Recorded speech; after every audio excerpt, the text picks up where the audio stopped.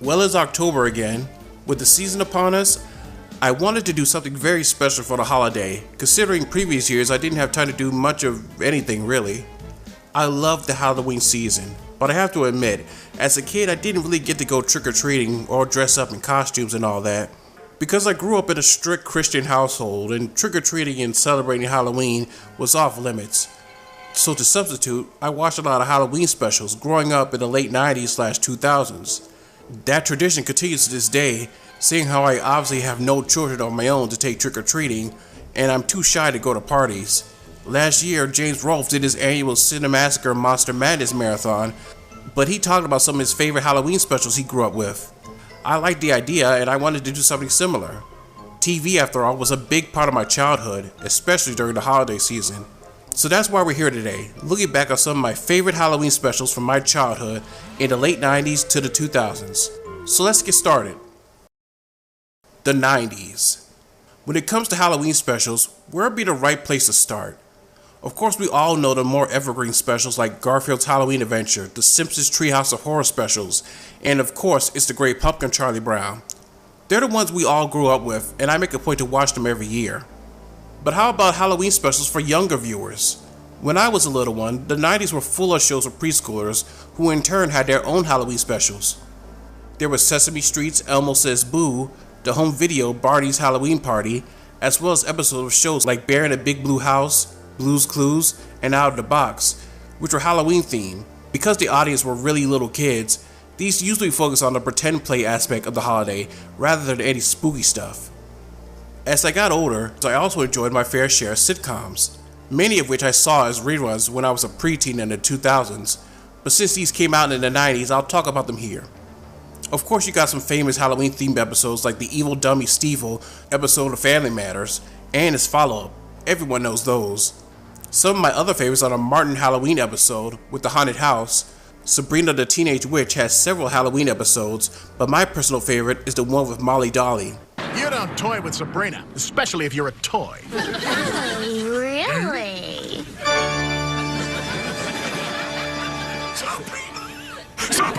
But one I barely hear anyone talk about is the Hex episode of Fresh Prince of Bel-Air.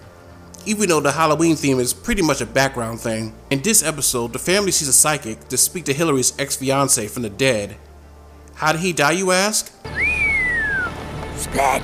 Will being Will mocks the psychic, which led to him putting a curse on the Banks family, and weird things begin to happen. Some of the highlights for me is Carlton dressing up as Macaulay Culkin, even doing the famous scream, and a twist on the jazz gets thrown out gag. It kills me every time.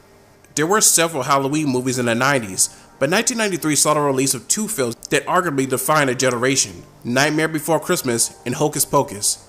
Nightmare had beautiful stop motion directed by the legendary Henry Selick. It's a visual wonder that has that Tim Burton mark of quality. I can praise the art direction for hours, not to mention the fact that the characters have become pop culture icons, and the music by Danny Elfman is iconic. It's one of my favorite films. I was introduced to Hocus Pocus during my many viewings of Disney Channel during the season in the 2000s. While I don't think the other characters are anything to write home about, and honestly they're kinda dull, the film perks out whenever the Sanderson sisters are on screen, played by Bette Midler, Kathy Najimy, and the distractingly hot Sarah Jessica Parker. Damn, they make this movie, and I'm just gonna assume the movie's cult appeal is because of them. There was even a sequel in 2022 that apparently people forgot about a month after it came out. Now let's get to Cartoon Network. Oh yeah, now we're talking. One of my earliest memories of Halloween on CN was in the late 90s, where they reran classic Halloween specials and spooky cartoons. One special I remember seeing at that time was the Bugs Bunny Halloween special from 1978. And something that stood out to me looking back was the not so seamless way they would cut from the fluid, timeless theatrical animation from the 40s to 50s to the cheaply made shoestring budget TV animation from the 70s. Witch doctress?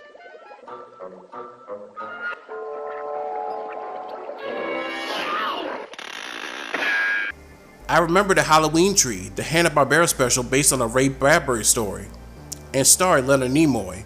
Watching it again recently, the animation still holds up, as it was animated by HB's Phil Cartoon Studio in the Philippines. They were to HB what Disney's Australian studio was to Disney TV animation in the 90s. The 90s marked the resurgence of Scooby-Doo, who gained a new generation of fans thanks to reruns on CN, myself included. It wasn't uncommon even back then to find a Scooby marathon, but the two I remember was during the Halloween season of 1998 and 1999. On Halloween 1998, CN showed a marathon of a pup named Scooby-Doo episodes, which led to the world television premiere of Scooby-Doo on Zombie Island on Cartoon Network's Cartoon Theater. You can imagine how excited I was to see that. Halloween 99 was the release of the Scooby-Doo Project Marathon, showing classic episodes and movies with the wraparounds spoofing the Blair Witch Project. One of the biggest movies at the time. The segments are a loving parody of the original cartoons, and you could definitely tell the crew behind it had a blast making these. Right, all right, giant rats. Oh. She said giant cat, not rat, Scooby. That's what I said. Rat. Cat. Well, rat.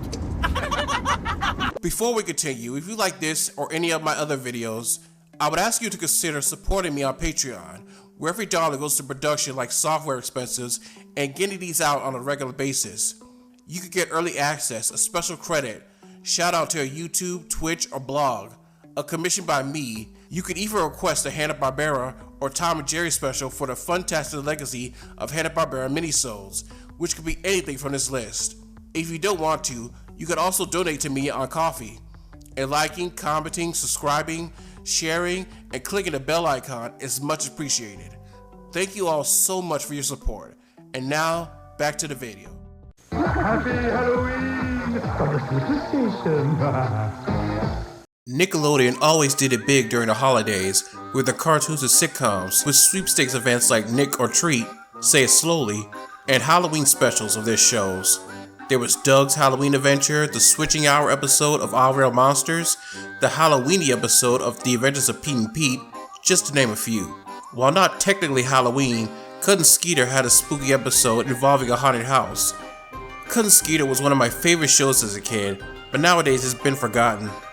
Rugrats had a ton of spooky and Halloween episodes, including a crossover of All Real Monsters, but the very first Halloween episode aired during the first season, called Candy Bar Creepshow, which featured the babies trying to get a Reptar bar during a Halloween party. The first season of Rugrats isn't exactly my favorite, mostly because of the awkward animation, but I do love Peter Chung's original designs for the characters.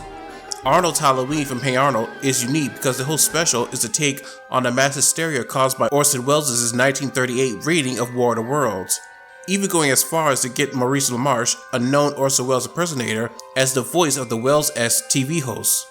The Angry Beavers Halloween special had a fun spoof of 50 sci-fi B movies. SpongeBob SquarePants, premiering at the tail end of the 90s, had a Halloween episode during its first season, which marks the first appearance of the Flying Dutchman. But my personal favorite special of this era would definitely be Cat Dogula, where Dog gets bitten by a vampire tick and turns into a vampire, and Cat has to find a way to get him back to normal. This special is a lot of fun. Cat Dog are great characters. I enjoy seeing them in any situation, and the premise is really creative. And it's also funny. I especially love the lead tick saying he wants something sweet, and then deciding they all go bite some kindergartners, or the fact there's a giant garlic on top of an abandoned building that for some reason haven't decayed in years. It's one I try to watch every year. The 90s saw the launch of Goosebumps, the popular book series by R.L. Stine, but I'm sure most of you are familiar with the Canadian TV show. I watched the show on Fox Kids during the Take the Ride era, and a series opener and adaptation of The Haunted Mask is the episode everyone remembers. It's about a girl named Carly Beth who's afraid of everything. She buys a Halloween mask that becomes stuck to her face, and she begins to act like a monster herself. This episode has this special 90s cheese I always find endearing. Some of the acting is hokey and the effects are pretty cheap, but for a show like this, it works.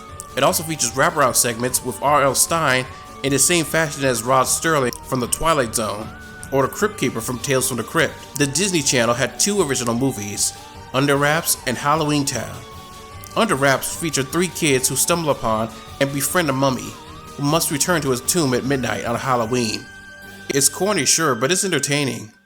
It definitely has that Monster Squad / Goonies vibe. There was a remake in 2021, but I never saw it. Everyone remembers Halloween Town though, where three siblings follow their grandmother, a witch, to Halloween Town, where ghosts, goblins, werewolves, and all sorts of creatures live apart from the human world.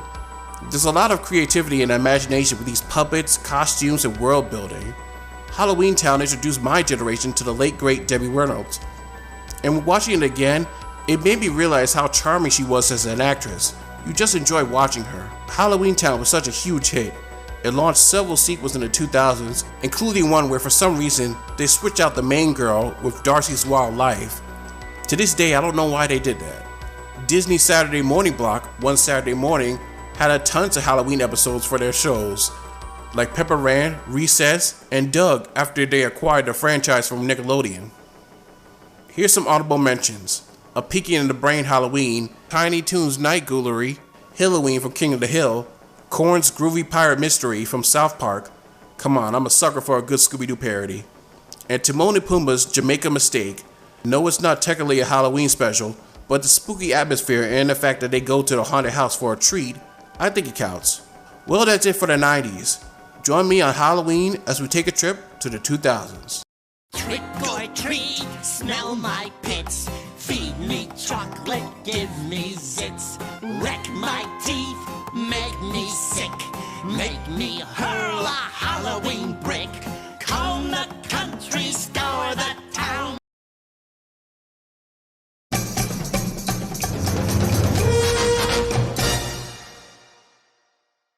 The 2000s. 5, 4, 3, 2, 1. Happy 2000! Ah yes, the new millennium. The decade that brought us the Y2K aesthetic, American Idol, pop punk, glam rap, and the Xbox. The aughts was the first decade I got to experience all the way through, from being 7 years old in 2000 to 16 years old in 2009. I have a lot of nostalgia for the 2000s, well, early 2000s I should say. Late 2000s, ugh. I have to admit this was a tough one to make because there was so much Halloween content during this time. Movies, marathons, specials, you name it. I guess the best place to start is Cartoon Network. You might be surprised by this, but did you know none of the early cartoons had a traditional Halloween episode? At least with the exception of the Cow and Chicken episode, Halloween with Dead Goes Coast to Coast, which aired in 1998 and which I forgot to add in my 90s vid. Oops. There were definitely more spooky episodes, like the Abracadabra episode of the Powerpuff Girls, or the Franken Bravo episode of Johnny Bravo. Those episodes still came in handy when Cartoon Fridays had their Halloween party in 2000. All the cartoons dressing up as each other. And as always, the best part of CCF was seeing these great characters work off each other. Years later, CCF was revamped to Fridays, with live action hosts Tommy and Zynga, and later Tara. They would host a whole night of Halloween episodes and movies, even dressed up as several CN characters. There were tons of Halloween marathons during the decade. One I remember was hosted by a puppet version of Dracula from the Grim Adventures of Billy and Mandy. For a while in the late 2000s, they aired reruns of Goosebumps during their live action phase. I remember the commercials were in the style of Grindhouse, which was a hit movie at the time. But let's get to some of my favorite CN Halloween specials, starting with 2003's Billy and Mandy's Jacked Up Halloween, where Billy gets tricked into giving Grim Scythe to Jack-O-Lantern, a Halloween prankster who wants to take over the world and get revenge on Grim. There's a lot of fun Halloween imagery here, with dark humor and deranged animation only Billy and Mandy can provide. It's funny because decades later, creator Maxwell Adams will write and direct Happy Halloween Scooby-Doo, which has many similarities to this special. Jack-O-Lantern is voiced by Wayne Knight, and like any voice role he has, he's really entertaining. You can tell he had a lot of fun. I say the one major gripe in the special, and pretty much the entire series. As a kid, I found Billy to be hilarious, and annoying and tiring as an adult. Scary Godmother was one of those one-off specials I remember CN would run at the time. It's about kids who go trick-or-treating, and one of them, the young Hannah, encountering the Scary Godmother, and her cast of colorful friends, who are throwing a Halloween party. After not having seen it since it came out, there's a lot of things I remember, like the awkward early 2000s CG animation that honestly works for something like this. I especially love how the CG characters contrast to the almost 2D looking backgrounds. I actually found myself liking the Scary Godmother. She has a ton of energy for little kids watching, but doesn't get too overbearing or annoying. A lot of these designs, while cheap, are creative too. I also love the effeminate skeleton named Mr. Scully Pettibone, who's a skeleton in the closet. There was a sequel called The Revenge of Jimmy, and both specials would air on CNN every Halloween. Now it's gained a huge cult following, mostly by those who grew up with it. Now let's get to the Halloween special, one of my favorite shows of all time, Ed, Edd n Eddy, with 2005's Boo Ha Ha. The Eds go trick-or-treating with a map given to them by Eddie's brother en route to Spookyville, where they can score some Halloween candy. Only problem is, Ed's been watching too many horror movies and began hallucinating real monsters and starts beating the crap out of the cul-de-sac kids. What can I say, it's Ed, Edd n Eddy at their best. The animation is still fun with the characters you know and love. The opening credits are probably my favorite part of the special, with the weird creature designs and the music setting the mood perfectly. There's some gorgeous fall colors as well. The designs of the kids as various monsters and Ed's hallucinations are creatively grotesque, and it wouldn't be Ed, Edd n Eddy without some hilarious mean-spiritedness. It's another one I make a point to watch every year. Other Halloween CN episodes during this decade: the Kids Next Door episode, Operation Tricky, the Camp Lazlo episode, Halloweenies, the Juniper Lee episode, It's the Great Pumpkin Juniper Lee, the Foster's Home for Imaginary Friends episode, A Nightmare on Wilson Way, the Chowder episode, The Spookiest House in Marzipan, and the TV movie Under Fist. Some of my favorite sitcoms this decade had Halloween episodes: Malcolm in the Middle, Everybody Hates Chris, George Lopez, That 70s Show, and the Mummy episode of The Parkers, where Cleopatra tries to steal his soul from the oblivious, horny Professor Ogilvy. I didn't watch a ton of Fox Family as a kid. When I did, it usually was because nothing else was on. Of course, we know that 31 Nights of Halloween block started in the late 90s and continued when the channel was renamed to ABC Family and later Freeform. In fact, after you finish watching this, I suggest checking out Channel Server's vid on the history of Fox Family. But one of the few specials I remember was 2001's When Good Ghouls Go Bad, created by R.L. Stine and starring Christopher Lloyd. This special really oozes of Halloween atmosphere, and of course you can never go wrong with Christopher Lloyd, who's good in anything. I like the kids in this, and the special has surprisingly profound writing, especially concerning death and what happens when you die. It's one I definitely recommend if you can find it. Nickelodeon had Halloween events and specials in the 2000s on blocks like Snick. All That had a revival in the 2000s with a new cast, which I don't remember liking that much and would only catch it ever so often. They had a Halloween episode with Tom Green, but I say the only scary thing about the episode is the appearance of Brian Peck. Fuck that guy. There was my favorite TV movie, Kenan and Kel, Two Heads Are Better Than None. It's not a Halloween movie, but it did air on Halloween blocks sometimes. Ditto for the now legendary Crybaby Lane. Of course, there were several Halloween episodes of my favorite Nick shows during the decade, like As Told by Ginger, Fairly Odd Parents, Nez Declassified, Invader Zim, Catch Scratch, and iCarly. Two of my personal faves was a Nightmare in Retroville episode of Jimmy Neutron, where Jimmy creates a device that turns the kids into actual horror monsters. It's really funny with some nice homages to the classic Universal monsters, and even a nice nod to Michael Jackson. And a Fright Night episode of Danny Phantom, where Danny and the school jock, Dash, compete to make a haunted house for the principal, while Danny cheats by using a ghost sword and accidentally sets them free to wreak havoc on the town. I love the concept and the design of the Fright Night ghost, and there are some funny moments, especially from Ron Perlman as the principal. Before we continue, if you like this or any of my other videos, I would ask you to consider supporting me on Patreon, where every dollar goes to production like software expenses and getting these out on a regular basis. You could get early access, a special credit, shout out to a YouTube, Twitch, or blog, a commission by me. You could even request a HANNA-BARBERA or Tom and Jerry special for the FUNTASTIC legacy of HANNA-BARBERA MINISODES, which could be anything from this list. If you don't want to, you could also donate to me on Ko-fi. And liking, commenting, subscribing, sharing, and clicking the bell icon is much appreciated. Thank you all so much for your support. And now, back to the video. And now back to Fox Kids. One of my favorite Disney shows at the time was House of Mouse. It's fun seeing all the Disney characters interacting, as well as some modern Mickey Mouse cartoons.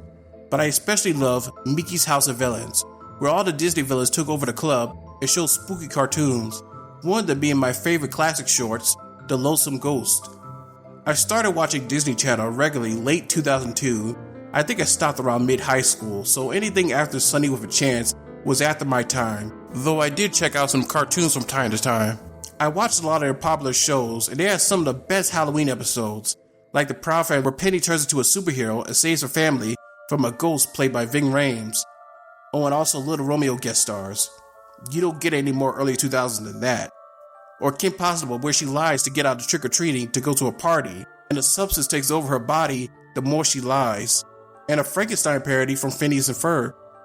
And you know a show that delves into supernatural like Wizards of Waverly Place is gonna have a Halloween episode. I remember loving this show back when I had an unhealthy obsession with Selena Gomez. There's some out there effects from this episode that stuck with me, and looking back, I love how Alex isn't some boring goody two-shoes role model for young girls to look up to. She's just a lazy asshole, and it's kind of refreshing. The best out of all of them is the That's So Raven episode, Don't Have a Cow, where Raven and Chelsea are invited to a Halloween party hosted by mean girl Alana. They use a potion from Raven's psychic aunt, the Jennifer Lewis character from the first season, to create a spell to get invited and become the popular girls at the party. But Chelsea's cow bun accidentally gets mixed in the concoction, and you can guess what happens next. Raven's dad, Victor, meanwhile, has to come to grips that Corey doesn't want to go to trick-or-treating with him, but instead his friends. This is one of those instances where the A-plot is more entertaining than the B-plot. This episode can be enjoyed for its memorable moments, especially the scenes where Raven and Chelsea discover they're turning into cows and try to hide it throughout the night. And the makeup effects are really good. Well, we got our wish. Yep, all eyes are on us. Might as well milk it. Of course, we can't talk about 2000's Halloween specials without talking about Scooby-Doo. The early aughts brought Scooby back to Saturday morning with What's New Scooby-Doo on Kids WB, which got its own Halloween episode in 2003, aptly titled A Scooby-Doo Halloween, with robot scarecrows, a laugh track satirizing the classic series, a cameo for Werewolf Shaggy, and even Kiss, though apparently they could only afford Paul Stanley, who only had 2 lines. So who do I talk to about getting paid? The direct-to-video film Scooby-Doo and the Goblin King is definitely my favorite of the What's New era movies. I think the premise is really creative, and I like how it anchors back to the Scooby and Shaggy solo adventures from the late 80s. There were several Halloween movies during this decade, mostly aimed at kids: The Haunting Hour, The Scream Team, Monster House, and Mostly Ghostly. Also, from 2006 to 2009, The Nightmare Before Christmas was re-released in the theaters in 3D and IMAX, continuing to be a Halloween staple. Not to mention many remakes of horror films from the 70s and 80s, including the more divisive Halloween remake by Rob Zombie and the sequel, which I'm personally not a fan of. But I want to close out this video talking about my favorite Halloween horror movie from this decade, the 2007 direct-to-video film Trick or Treat. It's an anthology film that takes place on the night of Halloween, yet all the stories connect and cross over with each other. A lot happens. You got a crazy killer principal who comes back at the end of another story, an urban legend about kids who drowned during a bus crash coming back to life, and a bunch of hot college girls looking for dates for... You know what? Watch the movie to find out. And through the center of it all is Sam, a strange trick-or-treater who appears in every story, watching over and enforcing the rules of Halloween. Sam has become just as popular as the movie itself. There's so much visual eye candy here, and it's a Halloween movie through and through. I love all the segments, and the characters are memorable too. I like the shy girl who's a Halloween aficionado, and Brian Cox is a grumpy old man who hates Halloween. It's exceptionally violent and gratuitous, and I just love it. Even kids die in this. I remember seeing it for the first time and thinking, wow, they really went there. The director, Michael Dougherty, will go on to direct Krampus, another holiday horror film I really enjoyed, but I think this is his best film. If you haven't seen Trick or Treat, then give it a watch. It's essential during the Halloween season. I had a lot of fun looking back at these Halloween specials. Many of them take me back to childhood when I watched them for the first time. Maybe next year I can do some of my favorite Halloween specials for the 2010s. But I want to hear from you. What are some of your favorite Halloween specials or movies or marathons from your childhood? Put them in the comments below. And until next time, I'm 47 Cartoon Guy, I gotta fly, and have a safe and fun Halloween. See you next time. Scarecrows walking round, scaring everyone in town. Black cats make it worse.